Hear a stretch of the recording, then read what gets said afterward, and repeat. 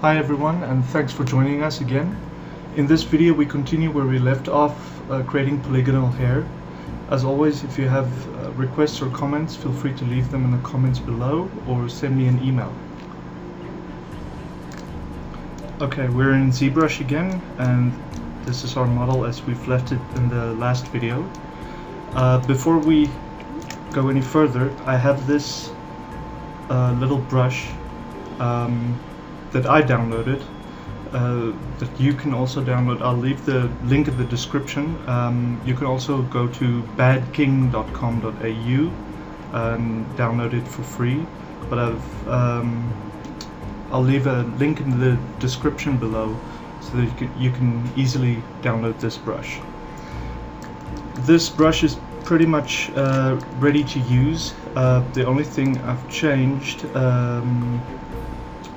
was in the modifiers. I've increased the curve resolution, and also under stroke, let's see here, under curve, I turned on the snap to surface and the lock start lock end, and I think that's it. That's the only thing I've changed. Let's see here.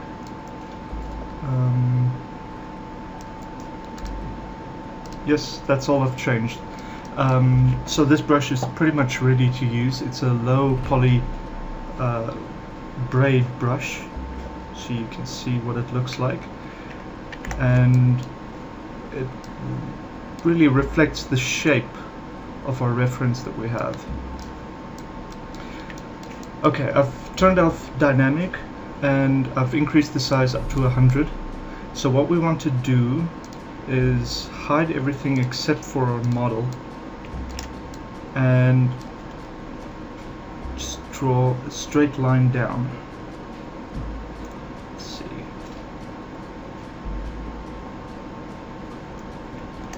Okay, it might be a bit too long. Let's see.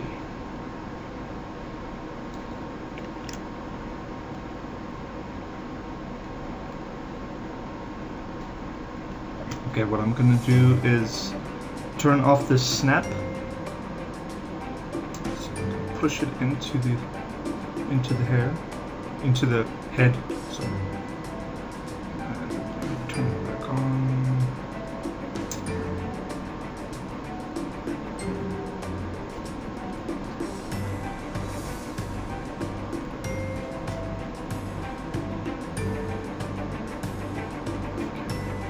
See what it looks like with the hair. That's not too bad. Okay, now we can use the move brush. Make it nice and big. Kind of just move it about until we get what we're looking for. We can also use the inflate brush, if I can find it. Where is it? Inflate. There we go. And try to inflate it just strategically.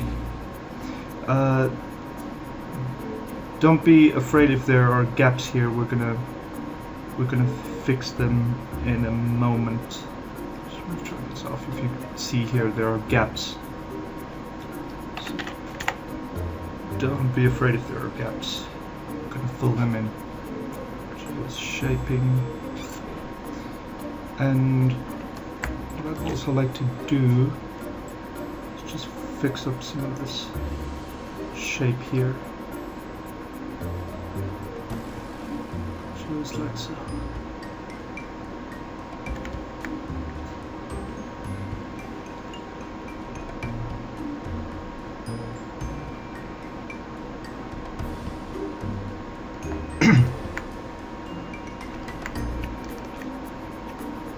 Okay, now we've got our braid on top, and what we need to do is separate it. So what I'm going to do is just show this, just for in case, just group visible and subtools, split, group split. There we go. So now we have a subtool that's just for this.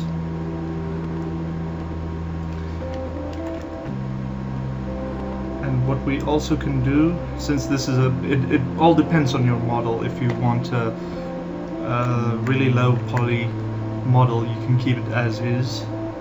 But what I'm going to do is just subdivide it. Maybe just once. That should do.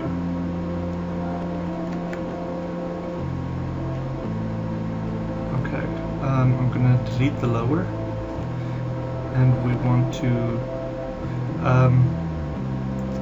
right now, I think I'm not going to merge it down to the rest of the hair, just in case we want to tweak something and move something about. Then it's easy if it's just a separate subtool. Alright, there we go, that's our gray. Let's just see if there are any. Move this down a bit.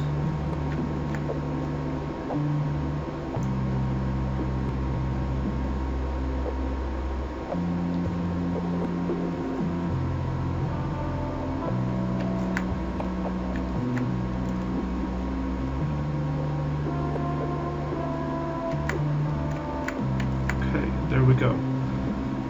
Now the next part that we need to find out, that we need to figure out, is how do we blend this shape, which is actually just a single mesh, to these cards, so that it looks like one continuous piece of hair. So the way we're going to do that is creating additional cards that fill the area where the two meet. Okay, so let's do that. Okay, so let's select our insert mesh brush again and just make sure that the sculpt that we created of the hair is turned off, so that we can see all of these gaps. And we want to paint on the model itself. So let's start. First I'm just going to create something that's going to fill these gaps, and I try to push it down into the hair, so that it looks like it's coming out of the hair.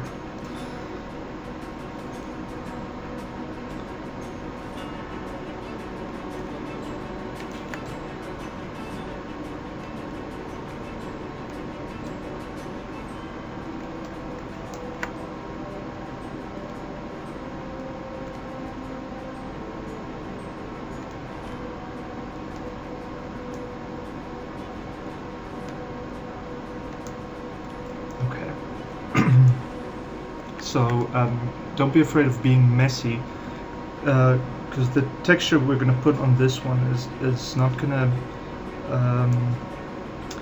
it's going to have thin fluffy hair, so don't be afraid of just putting it in there.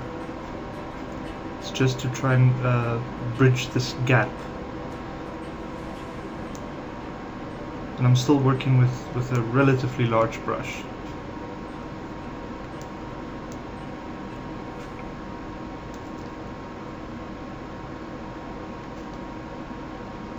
I think I can time-lapse through this, so let's work on the other side.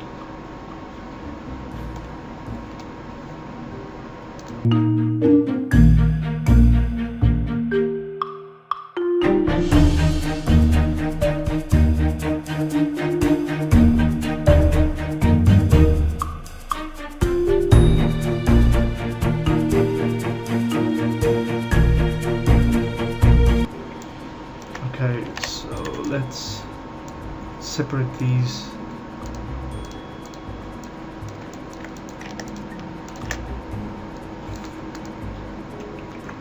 Okay, polygroups, group visible, and split, group split.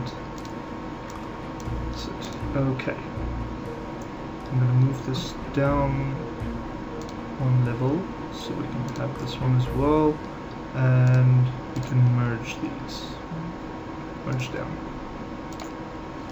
There we go. Okay, so now we have 1, 2, 3, 4 types of textures that we're going to use, along with our braid curve that we created. And our next mission is creating fluff. Now, fluff is naturally occurring when hair is tied up like this. There are always some loose strands of hair that want to break off from the main body of the hair. So that's the last card that we're going to create. I'm just going to time-lapse through this because I think you'd be experts at creating hair cards right now.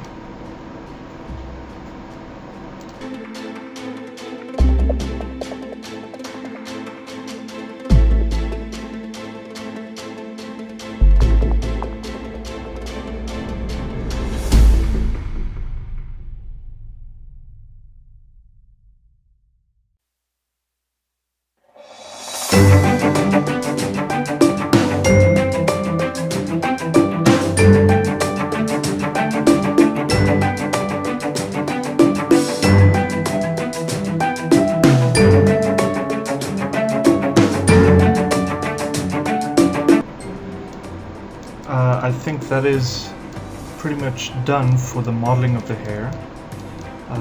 If we look at this, turn on the wireframe, we can see all of our hair cards that were created, also this one. Now, don't be afraid if it looks like a royal mess. It's supposed to look like that. Because once we start applying textures to them and transparency maps, we're going to lose at least 40% of the card, because all of this is going to be transparent, and we're only going to see these fine little hairs poking out. So don't be afraid if it's really looking messy and it looks like you're losing the sculpt that you've created. It's supposed to look like that. So that's it for the modeling of the hair. I think I'm gonna end the video now. Our next step is to finalize our UVs for all of these, and perhaps look at the poly count if that would be an issue, especially if you're working in games and it's not a main character that is allowed to take a huge bite out of the poly count reserves that you have for the game. Then maybe you need to reduce some of these poly counts, and I'll show you how to do that.